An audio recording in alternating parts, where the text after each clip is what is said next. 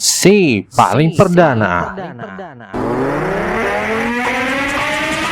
Pengadilan Negeri atau PN Bandung mengabulkan permohonan pra-peradilan yang diajukan oleh Peggy Setiawan, salah satu tersangka dalam kasus pembunuhan Vina dan Eki yang terjadi 8 tahun lalu. Putusan tersebut menyebabkan status Peggy sebagai tersangka adalah tidak sah dan polisi harus segera melepaskannya. Dalam sidang pembacaan putusan, Hakim Tunggal Eman Sulaiman menyebut bahwa penetapan Peggy sebagai tersangka dan dalam daftar pencarian orang atau DPO disebutnya bermasalah. Sesuai putusan Mahkamah Konstitusi nomor 12 tahun 2014, pemeriksaan seseorang sebelum penetapan sebagai tersangka adalah wajib. Selain itu, penyidik harus menetapkan seseorang sebagai tersangka dengan menggunakan lebih dari 2 bukti. Mereka tidak sependapat dengan tim hukum Polda Jabar yang menyatakan sebaliknya.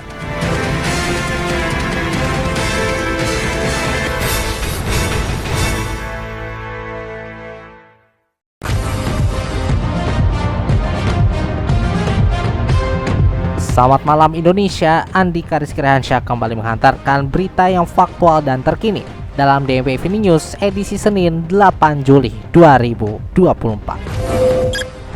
Fokus sama kami malam ini, Presiden Joko Widodo akan segera tanda tangani Kepres terkait pemberhentian Ketua KPU Hasyim Asyari. PKS klarifikasi soal usung Bobi Nasution di Pilgub Sumut 2024. Serta dari dunia olahraga, Pelita Jaya unggul 7-3-7-2 lawan Pelita Jaya di IBL 2024.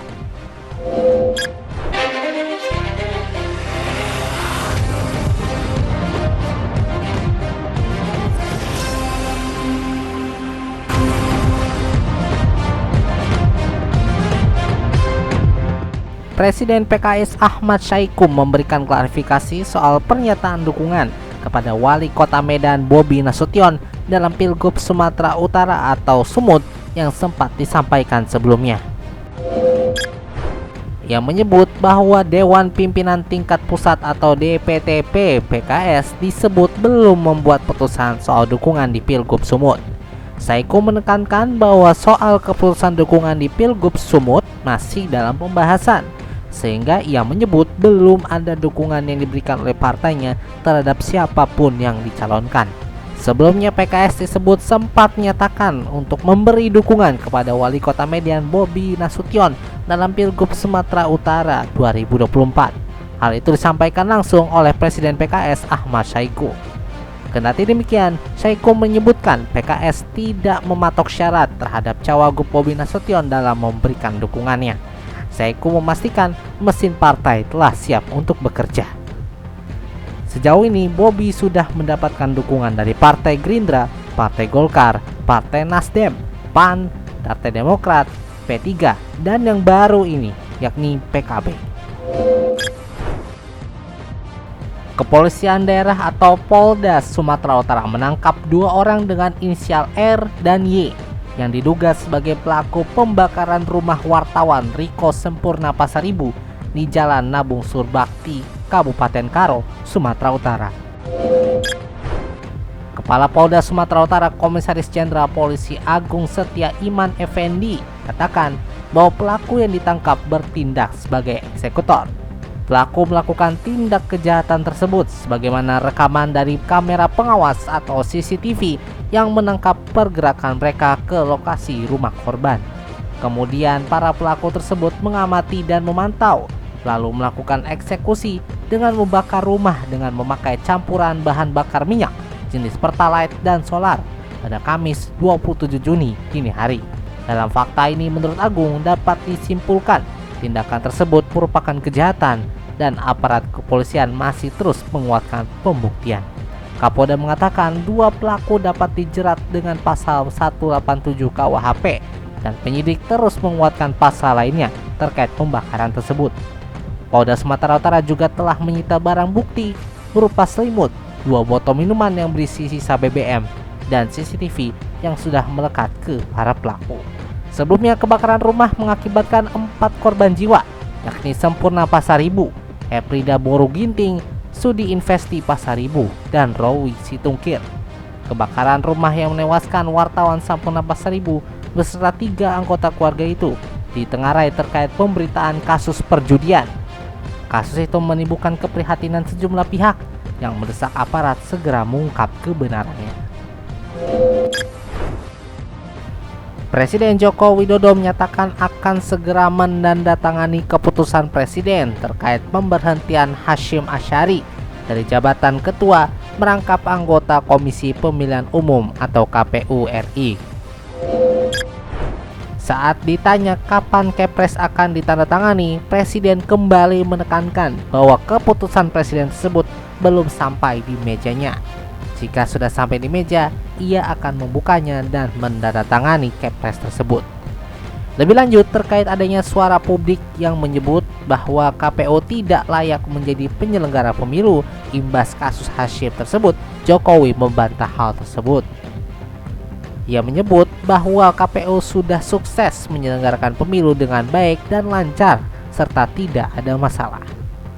Sebelumnya pada Rabu 3 Juli lalu, DKPP RI menjatuhkan sanksi pemberhentian tetap untuk Ketua KPU RI Hasyim Asyari terkait dengan kasus dugaan asusila. Selain itu, DKPP mengabulkan pengaduan pengadu seluruhnya, kemudian meminta Presiden Joko Widodo untuk mengganti Hasyim dalam kurun waktu putusan hari sejak putusan dibacakan.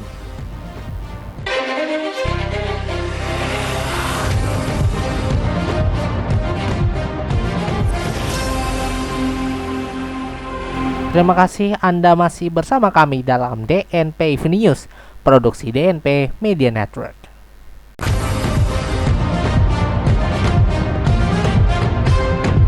Kita masuk ke dunia internasional di mana warga Barcelona benar-benar muak dengan overtourism atau ledakan wisatawan. Mereka turun ke jalan menyemprotkan air ke turis-turis yang sedang bersantai di kafe. Dikutip dari BBC, pada Senin 8 Juli, pengunjuk rasa itu memprotes pariwisata massal atau mass tourism di Barcelona. Sebanyak 2.800 orang berjajar di sepanjang distrik tepi laut Barcelona dengan bawa spanduk "Cukup, mari kita batasi pariwisata". Video yang direkam di Barcelona dalam aksi protes selama akhir pekan lalu menunjukkan pengunjung di kawasan wisata populer disemprot dengan pistol air, disertai teriakan "turis pulang" oleh pengunjuk rasa. Dalam aksi unjuk rasa itu, warga lokal menyampaikan kecaman terhadap pariwisata massal dan dampaknya terhadap Barcelona.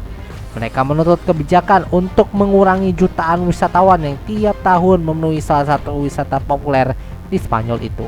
Sementara itu, wali kota Barcelona berjanji untuk menghapuskan izin tinggal jangka pendek bagi turis di kota tersebut dalam kurun waktu 5 tahun. Menurut otoritas tempat, kota pesisir timur laut dengan situs-situs terkenal di dunia seperti La Sagrada Familia menerima lebih dari 12 juta wisatawan pada tahun lalu. Itu pun masih ditambah dengan bangunan-bangunan unik mahakarya arsitek legendaris Antoni Gaudí, diantaranya Park Güell, Casa Mila atau La Pedrera, dan Casa Batlló. Tim sepak bola Barcelona FC juga diminati oleh wisatawan. Bukan hanya di laga-laga kandang Barcelona, tetapi Museum Barcelona juga menjadi magnet turis dari para wisatawan dunia.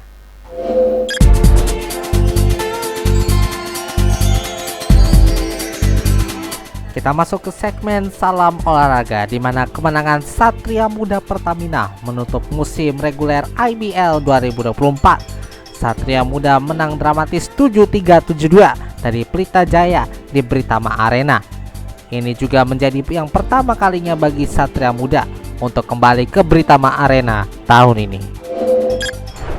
Pertandingan berlangsung sengit, keunggulan masing-masing tim tidak pernah lebih dari 7 poin. Pelita Jaya tampak akan memenangkan game saat KG McDonald's membawa keunggulan 7-2-7-1 di sisa 16 detik. Satria Muda mengambil time out. Eksekusi mereka melalui Ronaldo Zamora sukses mengambil alih kedudukan. Sisa waktu yang ada tidak cukup membuat Pelita Jaya melakukan balasan. Dengan hasil tersebut, Satria Muda unggul 2-0 dari Pelita Jaya pada musim ini. Perolehan poin Satria Muda juga merata. Zamora menjadi yang terbanyak dengan double-double 15 poin, 10 rebound, 6 assist, dan 5 steal. Arden Pustovi mencetak 12 poin dan 6 rebound. Abraham Damar Grahita memberikan 11 poin, 6 rebound, dan 5 assist. Abraham bermain selama 26 menit dengan 3/6 3 poin. Elgin Cook 11 poin dan 7 rebound, disusul Demi Diakni dengan 10 poin dan 8 rebound. Di sisi lain, Pelita Jaya masih tanpa Justin Brownlee. Mereka mengandalkan Anthony Benny Jr. yang mencetak 23 poin, 7 rebound, dan 4 assist. Benny hampir tampak tak terhentikan dengan 5/10 3 poin. James Dickey 3 dengan 10 poin dan 7 rebound. KJ McDaniels double-double 15 poin, 14 rebound, dan 5 assist. Untuk saat ini Satria Muda untuk sementara naik ke posisi keempat. Mereka saat ini sedang menunggu hasil pertandingan tunda Kesatria versus Prawira untuk melawannya di playoff. Sedangkan Pelita Jaya akan berhadapan dengan Bali United.